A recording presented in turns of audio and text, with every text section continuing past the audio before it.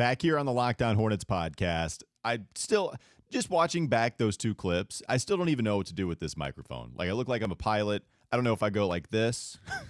I don't know if I'm supposed to just act like I'm speaking into two mics. I don't know what looks better, what looks less ridiculous, whether to wear it back. I'm just gonna go the pilot route. I'm just gonna talk to you, tell you how many feet we are.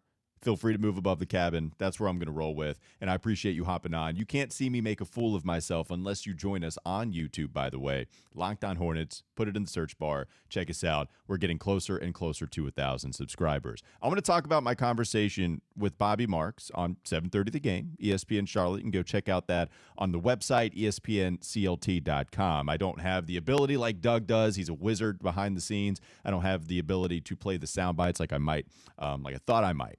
But what Bobby Marks was talking about with the Charlotte Hornets regarding the center position, regarding what they're going to do at the trade deadline come February 10th, it made it seem like they're just not going to make a move. And it makes sense to not make a move, especially with Myles Turner and especially with his recent injury. I would love to have talked with Bobby a little more in depth on what would have happened had this injury not occurred, because that's when full steam ahead, everybody wanted a piece of one of the best defensive centers in the league, who also could stretch the defense himself by hitting a lot of shots from beyond the arc. But then again, you see him really struggling now from the perimeter, and then you see the stress reaction in his foot. He got into a story about Ronnie Cycli, which is all the reason in the world you need to go to the website and check out the interview, but how they traded for him. And he had this foot injury. They thought, okay, hopefully he'll be back within, I don't know, some kind of time frame, and he never did anything after that. We know that foot injuries can affect big men maybe a little differently. And when you're carrying that kind of weight, maybe it's something to be a little scared of.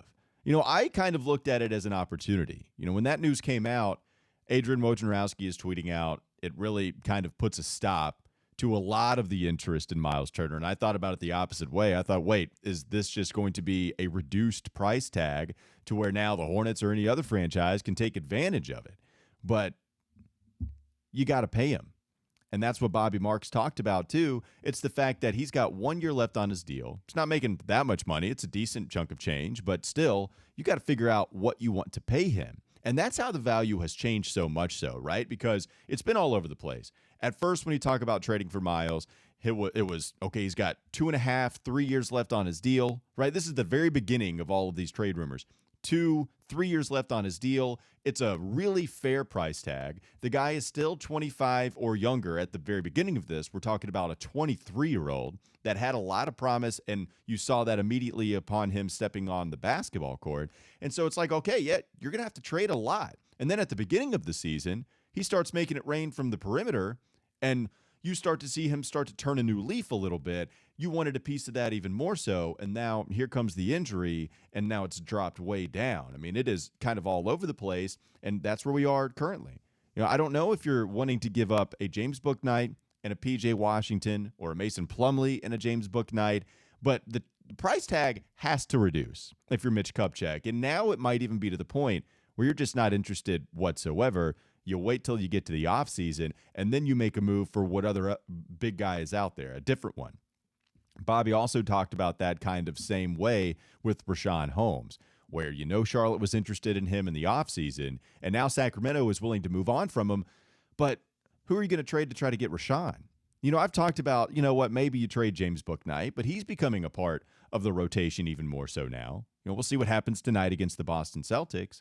But P.J. Washington is an undersized center. I've always kind of thought that was the thing that didn't make sense, trading P.J. for a Richaun, even if Richaun is a much better finisher at the rim.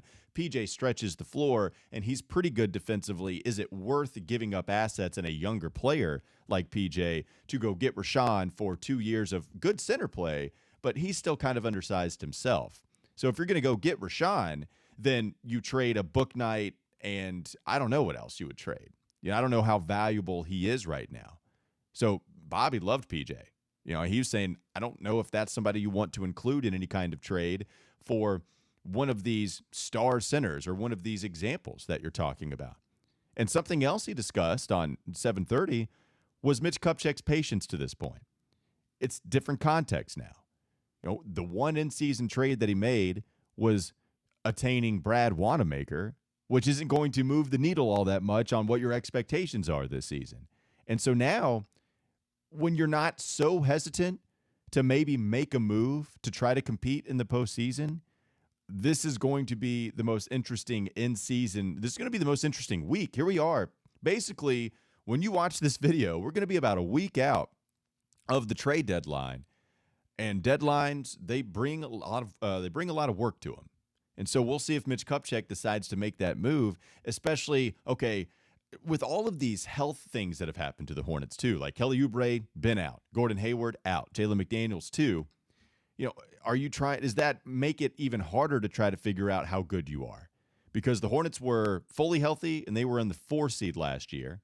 And Kupchak talked about, hey, I need to calm down.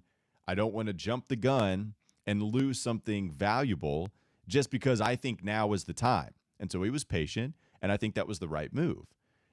At what point do you lose your patience, especially when you see Kelly Oubre, you see Gordon Hayward and Jalen McDaniels? That's still a lot of guys that are out. How many teams in the NBA altogether can lose 3 important rotation pieces and still have a good stretch of basketball? And the Hornets are a little below 500. I think they're 2-3 in their last 5. But still, it's going to be tough to try to evaluate all of that. And Bobby Marks really shed some light on maybe the Hornets just don't make a trade. Miles Bridges is somebody that you got to pay.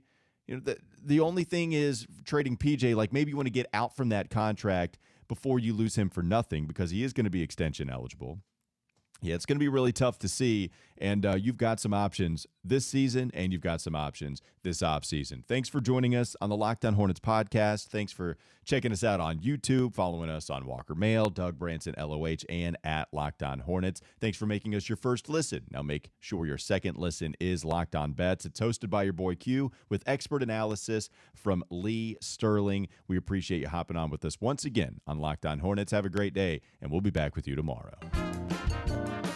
You are listening to the Locked On Hornets podcast. Main character for American Psycho was Patrick Bateman, which really confused me. I always thought that Jason Bateman was Patrick Bateman and that Patrick Bateman that's a bad mistake. Was Jason Bateman. It's time for more of the Locked On Hornets podcast.